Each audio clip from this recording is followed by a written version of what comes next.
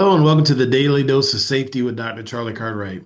So today I want to talk about these two-wheel scooters and the proliferation of them in the neighborhoods, on the streets. I'm seeing these everywhere where I live, and so I'm sure it's probably similar where you're at. And it's a game changer because when we're driving, we're used to looking for automobiles, right? Um, Motorcycles, people on bikes, but not these two-wheel scooters. In the old days, people were, they had to power on with one leg, right? They're holding on and they're paddling with one leg, and then try to coast. Well, now they're motorized and these things can fly. Okay. They're very fast. And I looked it up, somewhere between 20 and 30 miles per hour they can do. And then the souped up versions can do 60, which is crazy to me. And in my area, I see kids, young kids riding these all over the place, probably 10 years old and up. And the danger is this, because they're so fast, they seem to come up out of nowhere. So, and in not normal places. So the other day, I'm literally turning on my street, and there's a family that lives across the street from me. And so we're probably half a block away where I turn, and they're walking their two young daughters, right? They're out for a walk. It's a nice evening. So the little girl's waving at me. I wave at them. I look back, and one of these scooters evidently has come off one of these driveways, was visiting friends, whatever, and is literally dead center, 10 feet away from my car. Never even looked at me. And I typically drive below the speed limit in residential areas just because it's a smart thing to do. And, the thing that surprised me with this was when I turned on the street, I saw people to the left in a driveway. But under normal circumstances, the scooter could not move that distance that quickly. But motorized, I mean, she was zooming right in front of me. And the thing about the people that are riding these scooters, they're not aware of the traffic laws. They don't know the traffic laws. They're not experienced drivers.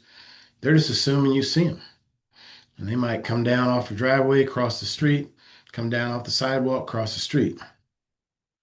And the thing about it is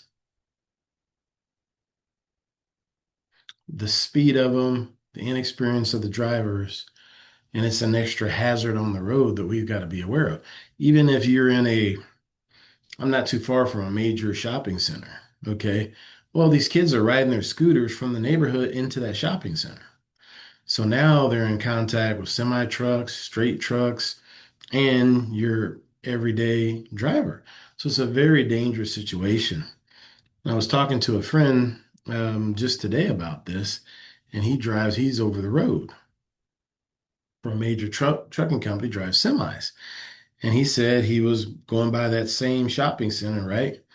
And he sees one of these people on these scooters going down the sidewalk. And he's in the lane nearest to that sidewalk. He said, I literally got over into the left lane because I'm thinking, if they hit a dip in that sidewalk or sidewalk's uneven, or if they hit a branch or a rock, they're going to get thrown off that scooter. Yeah, then they could get thrown over the handlebars. They could also get thrown into the road. And he said, if I'm in that lane nearest to them, they get thrown in the road, they're going to run over. He said, so I got over just to be safe, right? Just to anticipate. So we've got to anticipate those things. And I think as we see these things more and more on the roads, um, like every so many laws, OSHA regulations, they're written in blood. So unfortunately, there's going to be some major incidents, loss of life, and then they're going to have to put some laws around these things because it's just it's a bad accident waiting to happen. And the kids that are riding these things, they don't have helmets on, no elbow pads, no need, nothing. And they're going 30 miles an hour on this thing. It's just, it's crazy. So I think driving personally, driving professionally, we need to add this to the list of things that we're on the lookout, right? Because one of the driving rules is expect the unexpected. So you got to expect that these kids are going to cross over, not even look for a car, just see their friends, and, oh, or unfortunately hit something and spill. And so we've got to keep our distance, be very aware of what's going on out there because it's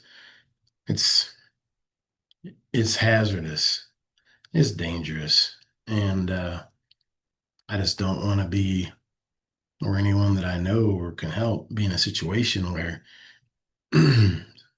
there's an unfortunate encounter with that device and a child. So that is my message for today. Hope this finds you well, and until next time, take care.